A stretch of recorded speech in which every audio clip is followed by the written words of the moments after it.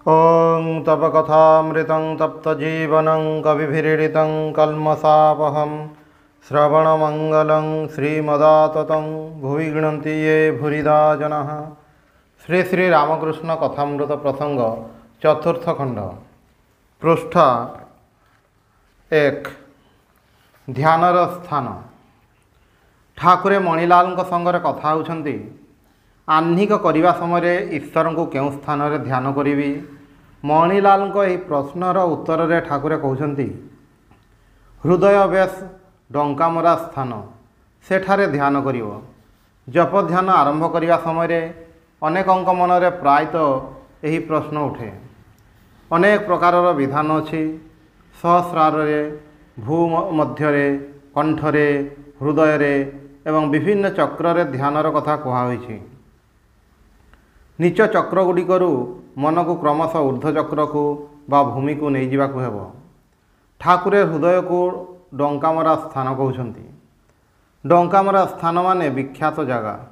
यही जगहटी ध्यान पाई समस्त पक्षरे प्रशस्त। से हृदय रे अवस्थान करती सेठारे तांको भाविबाकु हुए। गीतरे जेपरि अछि जतने हृदय रख आदरिणी श्यामा माँ को। साधारण साधक पक्षरे हृदय सहित ध्यानर संबंध खूब बेसी। तेबे असाधारण साधकों पक्षरे आहुरी उच्चरे भ्रू मध्यरे किंबा सहस्रार ध्यानर कथा अछि। साधारण साधकों पई कहुई जे गुरु को सहस्रार एवं इष्टों को हृदय रे ध्यान करने हुए।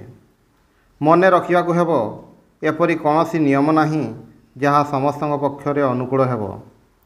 तेबे जहाँ अधिकांश लोकों पई उपयोगी हुए सेथिपाई प्रशस्त बोली ठाकुरे कहउछन्ति जे हृदय डंकामरा जगह।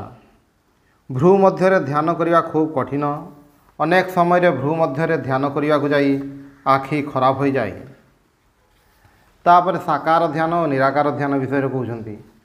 निराकार उपासकों पक्षरे भ्रू मध्यरे ध्यान प्रशस्त कहा जाए, किंतु एठारे ठाकुरे निराकार ध्यान पाई मध्य उपयुक्त स्थान हिसाब रे हृदय को निर्देश करिसन्ति। मणिलाल निराकारवादी ठाकुरे तांको कहउछन्ति हृदय रे ध्यान करिवो। साकार ध्यान कहिले आमे माने साधारणतः बुझू मूर्तिर ध्यान बा सही मूर्ति सहित जेउ सबु गुण अतप्रोत भाव रे जड़ित सही सबु गुणर ध्यान। ध्यान माने चिंता। सही चिंता रूपर होई पारे किंबा गुणर होई पारे। दृष्टांत स्वरूप भगवानଙ୍କର कौनसी रूपर चिंता जेतेबेले करू सेतेबेले से पवित्र करुणामय सर्वशक्तिमान सर्वेश्वर आदि गुणगुड़िक स्वाभाविक भाव रे आसे। सुतरां यही गुणगुड़िक ही चिंतार विषयीभूत है। फल आमे माने बुझीपारू जे मूर्तिर चिंता हृदय रे करिबू, किंतु निराकार चिंता किपरि करिबू ए संबंध में शास्त्र कहिसन्ति हृदय रे जो आकाश रही सही अंतराकाशर चिंता करने हेबो। तेबे केवल निराकार वस्तुर चिंता करिबा कठिन बोली कहउछन्ति। ताहा सहित आउ टिके जोग कर।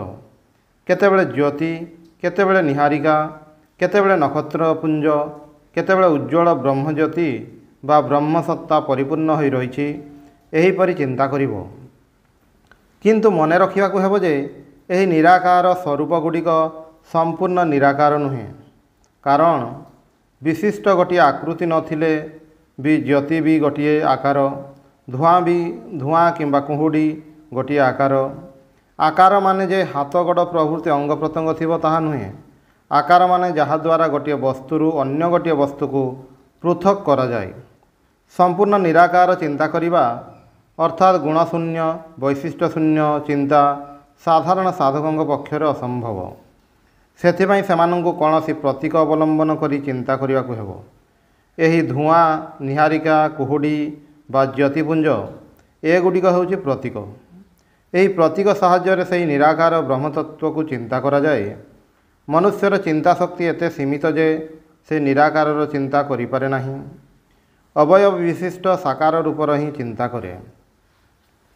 केतेबेले 4 हाथ केतेबेले 2 हाथ केतेबेले अबा 10 हाथ 20 हाथ इत्यादि कल्पना करे।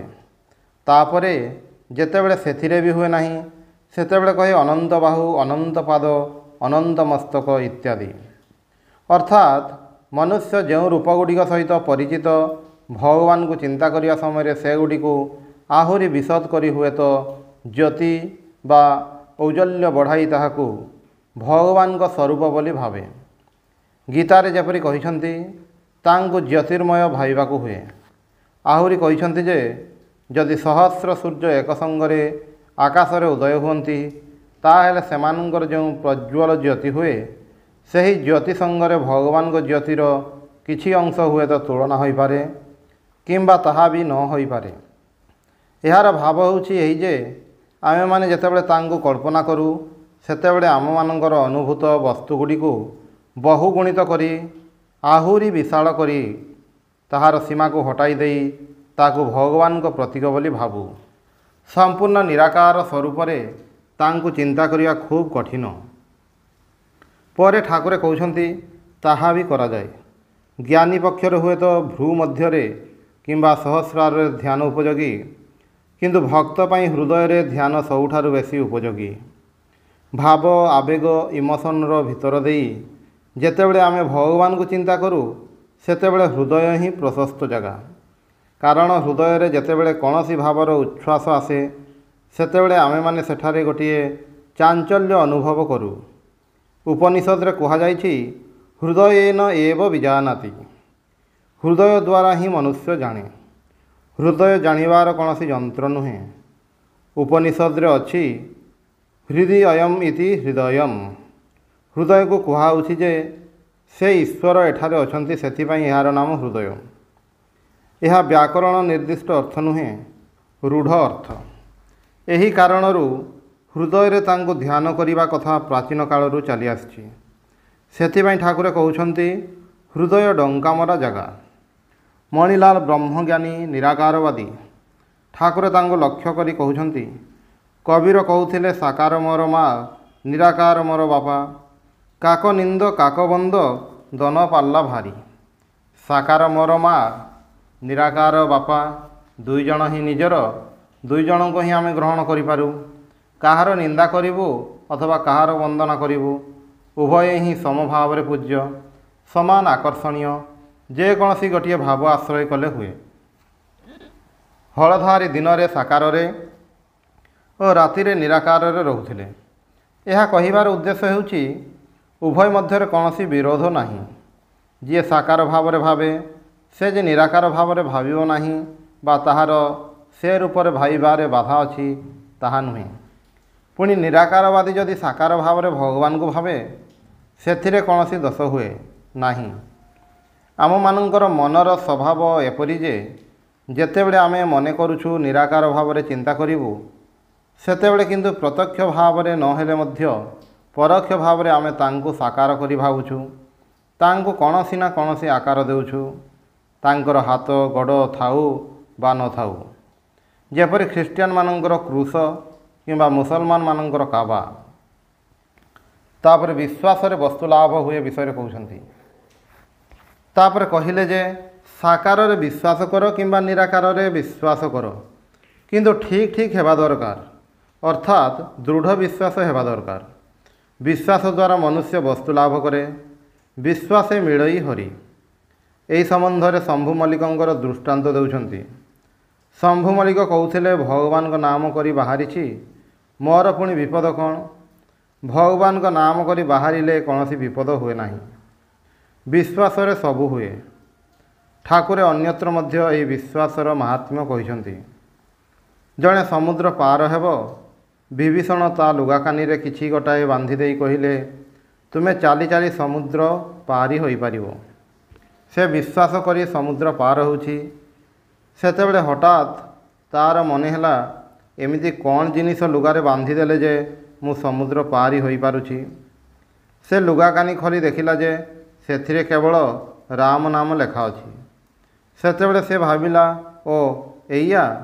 ସେ ଯେମିତି ଏହା ଭାବିଛି ସଙ୍ଗେ ସଙ୍ଗେ ବୁଡ଼ିଗଲା, କାରଣ ସେତେବେଳେ ତାର ବିଶ୍ୱାସ ଶିଥିଳ ହୋଇଗଲା। ଯୀଶୁଖ୍ରୀଷ୍ଟଙ୍କ ଜୀବନରେ ମଧ୍ୟ ଏହିପରି ଅଛି ଯେ ସେ ଏବଂ ତାଙ୍କର ଶିଷ୍ୟମାନେ ଦିନେ ରାତ୍ରିରେ ନୌକାରେ ସମୁଦ୍ରରେ ରହିଛନ୍ତି। ତାଙ୍କର ପ୍ରଧାନ ଶିଷ୍ୟ ପିଟର ନିଦରୁ ଉଠି ଦେଖିଲେ ଯୀଶୁ ନୌକାରେ ନାହାନ୍ତି। ତାପରେ ଦେଖିଲେ ଯେ ଦୂରରୁ ଯୀଶୁ ସମୁଦ୍ର ଉପରେ ଚାଲି ଚାଲି ଆସୁଛନ୍ତି। ଅବାକ୍ ହୋଇ ପିଟର ପଚାରିଲେ, ପ୍ରଭୁ, ଆପଣ କିପରି ଏହି ସମୁଦ୍ର ଉପରେ ଚାଲି ଚାଲି ଆସୁଛନ୍ତି? ଯୀଶୁ କହିଲେ, ତୁମେ ବି ପାରିବ, ବିଶ୍ୱାସର ଜୋରରେ ହୁଏ। ମୁଁ ବି ପାରିବି? ହଁ। ପିଟର ଜଳକୁ ଓହ୍ଲାଇଲେ। ଜଳରେ ଓହ୍ଲାଇ ଦେଖିଲେ ସତରେ ତ ଚାଲି ହେଉଛି। କିନ୍ତୁ ଗୋଟିଏ ସମୟରେ ଯେମିତି ସନ୍ଦେହ ଆସିଲା, ସଙ୍ଗେ ସଙ୍ଗେ ବୁଡ଼ିଯିବାକୁ ଲାଗିଲେ। ସେତେବେଳେ ଚିତ୍କାର କଲେ, ପ୍ରଭୁ ବଞ୍ଚାଅ। ଯୀଶୁ ପିଟରଙ୍କ ହାତ ଧରି ନୌକାକୁ ଉଠାଇ କହିଲେ, ୟେ ଅଫ୍ ଲିଟିଲ୍ ଫେଥ୍, ତୁମେମାନେ ଅଳ୍ପ ବିଶ୍ୱାସୀ, ସେଥିପାଇଁ ବୁଡ଼ି ଯାଉଛ। ଠାକୁରେ ମଧ୍ୟ ଏଠାରେ କହୁଛନ୍ତି ଯେ ବିଶ୍ୱାସର ଜୋର ଅନେକ। ତାପରେ କହୁଛନ୍ତି, କ'ଣ ଜାଣ, ସରଳ ଉଦାହରଣ ହେଲେ ଏ ବିଶ୍ୱାସ ହୁଏ ନାହିଁ। ସାଧାରଣ ଲୋକର ମନରେ ବେଳେବେଳେ ବିଶ୍ୱାସ ହୁଏ, ପୁଣି ପରକ୍ଷଣରେ ସନ୍ଦେହ ଉପସ୍ଥିତ ହୁଏ। ଏହାପରେ ଭଗବତୀ ଦାସୀ ଆସିଲା। ଠାକୁରେ କରୁଣାମୟ, ସମସ୍ତଙ୍କ କଲ୍ୟାଣ ପାଇଁ ଦେହ ଧାରଣ କରି ଆସିଛନ୍ତି। ସୁତରାଂ ପାପୀ ତାପୀ ଯିଏ ବି ହେଉନା କାହିଁକି, ସମସ୍ତଙ୍କ ପାଇଁ ତାଙ୍କର ଅବାରିତ ଦ୍ୱାର। ଭଗବତୀ ଦାସୀର ଜୀବନର ପ୍ରାରମ୍ଭରେ ଚରିତ୍ର ଦୋଷ ଥିଲା। ତଥାପି ଠାକୁରେ ତା ସହିତ ଖୁବ୍ ଅନ୍ତରଙ୍ଗ ଭାବରେ କଥା କହୁଛନ୍ତି। ଏପରି ସହାନୁଭୂତି ପାଇ ଦାସୀ ସାହସ କରି ତାଙ୍କ ପାଦରେ ହାତ ଦେଇ ପ୍ରଣାମ କରିଛି। ବିଛା କାମୁଡ଼ିଲେ ଯେପରି ହୁଏ, ଠାକୁରେ ସେହିପରି ଡେଇଁ ଉଠିଲେ। ଗଙ୍ଗା ଜଳରେ ପାଦ ଧୋଇଲେ। ସମସ୍ତେ ଏହା ଦେଖି ସ୍ତମ୍ଭିତ ହେଲେ। ଭଗବତୀ ମଧ୍ୟ ମର୍ମାହତ ହୋଇଛି।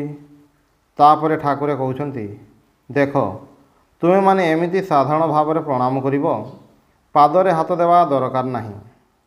ଏହାର ମାନେ ହେଉଛି ଯେ ସେ ଅବଶ୍ୟ ହିଁ ସମସ୍ତଙ୍କର ପାପତାପ ନେବା ପାଇଁ ଆସିଛନ୍ତି, କିନ୍ତୁ ତାଙ୍କ ଦେହ ଏତେ ପବିତ୍ର ଯେ କୌଣସି ପ୍ରକାରର ଅପବିତ୍ରତାର ସାମାନ୍ୟ ସ୍ପର୍ଶ ସେ ସହିପାରୁନଥିଲେ।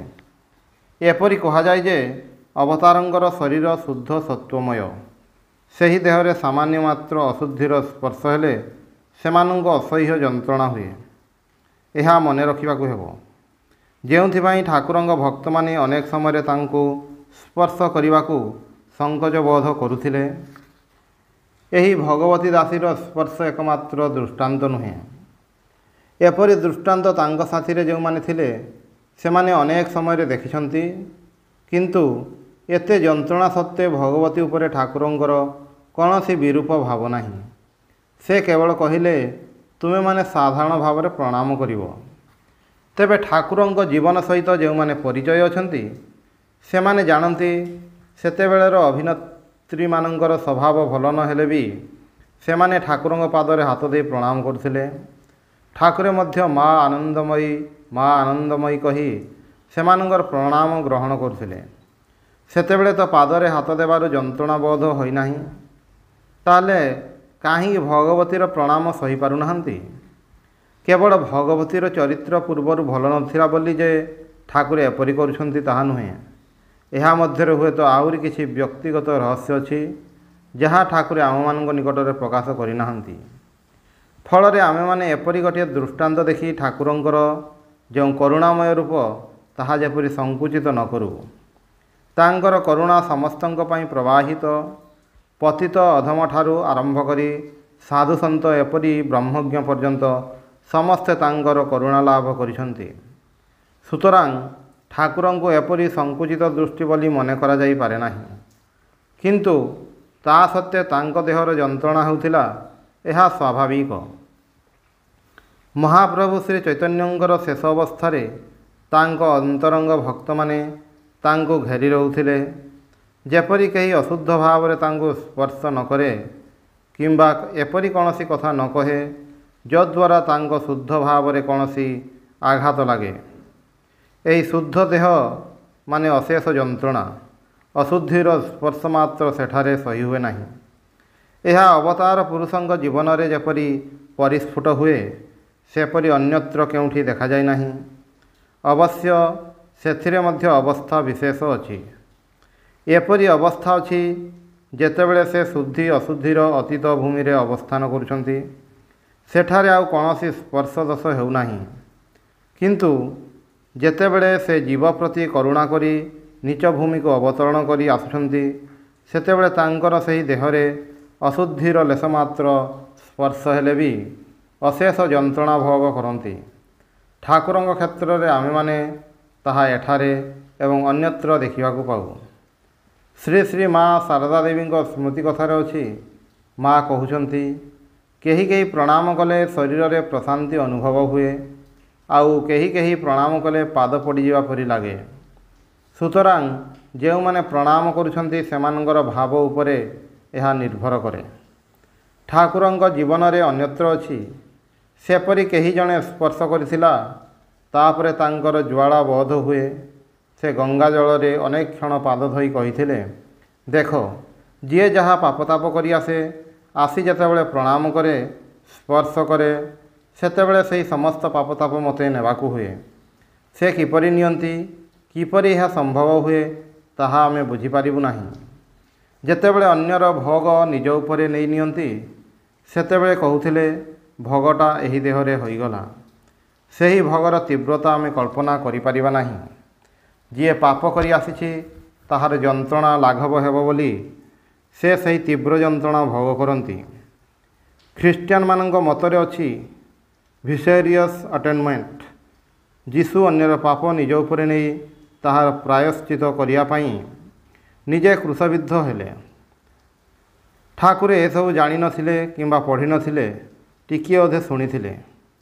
ସେ ଏହି କଥା କହୁଛନ୍ତି ଯେ ଯେଉଁମାନେ ଆସନ୍ତି ସେମାନଙ୍କ ପାପତାପ ନେବାକୁ ହୁଏ। ଏହି ଶରୀର ଉପରେ ତାହାର ଭୋଗ ହୋଇଯାଏ। ଥରେ କହୁଛନ୍ତି, ଆଚ୍ଛା, ଏହି ଗଳାର ରୋଗ କାହିଁକି ହେଲା? ଏହି ଜୀବନରେ ଏହି ଦେହ ତ କୌଣସି ଅନ୍ୟାୟ କିଛି କରିନାହିଁ, ତାହେଲେ ଏପରି କାହିଁକି ହେଲା? ତାପରେ କହୁଛନ୍ତି, ଯେଉଁମାନେ ଆସନ୍ତି ସେମାନଙ୍କର ପାପତାପ ନେବାକୁ ହୁଏ। ଏହା ହେଉଛି ଭିସେରିୟସ୍ ଆଟେନମେଣ୍ଟ, ଅର୍ଥାତ୍ ଅନ୍ୟ ଜଣଙ୍କର ପାପର ପ୍ରାୟଶ୍ଚିତ ଅବତାର ପୁରୁଷଙ୍କ ଶରୀରରେ ହୋଇଯାଏ, ଯାହା ସାଧାରଣ ଲୋକଙ୍କ ପକ୍ଷରେ ସମ୍ଭବ ନୁହେଁ। ଏହା ଦେଖି ଯେପରି ସମସ୍ତେ ମନେ ନ କରନ୍ତି ଯେ ଜଣଙ୍କର ପାପ ଅନ୍ୟ ଜଣେ ବହନ କରିପାରେ କିମ୍ବା ପ୍ରାୟଶ୍ଚିତ କରିପାରେ। ଅବତାରଙ୍କ ବ୍ୟତୀତ ଅନ୍ୟ କେହି ଏପରି ଭାବରେ କରିପାରନ୍ତି ନାହିଁ। ସ୍ୱାମୀଜୀ ମଧ୍ୟ ଏହି କଥା କହିଛନ୍ତି ଯେ ଅବତାର ପୁରୁଷ ହିଁ ଏହା କରିପାରନ୍ତି, ଅନ୍ୟ କେହି ପାରନ୍ତି ନାହିଁ। କରୁଣାମୟ ଠାକୁର ଭଗବତୀର ମନର ଦୁଃଖ ବୁଝିଛନ୍ତି। ସେଥିପାଇଁ ଭଗବାନଙ୍କ ନାମ ଶୁଣାଇ ତାହାର ଦୁଃଖ ଭୁଲାଇବା ପାଇଁ କହୁଛନ୍ତି, ଗୋଟିଏ ଗୀତ ଶୁଣ। ଗୋଟିଏ ପରେ ଗୋଟିଏ କରି ସେ 3ଟି ଗୀତ ତାକୁ ଶୁଣାଇଲେ। ଓଂ ନିରଞ୍ଜନମ୍ ନିତ୍ୟମନନ୍ତରୂପମ୍ ଭକ୍ତାନୁକମ୍ପାଧିତ ବିଗ୍ରହଂ ବୈ ଈଶାବତାରଂ ପରମେଶମିଡ୍ୟଂ तं ରାମକୃଷ୍ଣଂ ଶିରସା ନମାମି।